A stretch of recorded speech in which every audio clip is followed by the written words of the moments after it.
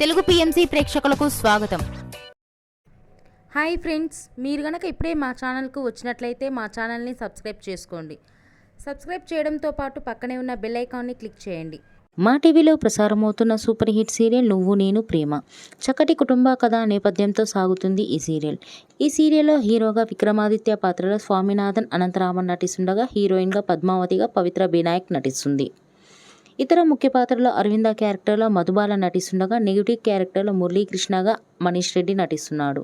తాజాగా పద్మావతి తన లేటెస్ట్ ఫొటోస్ని అభిమానులతో పంచుకుంది. ఆ ఫొటోస్ని మనం కూడా చూసేద్దాం.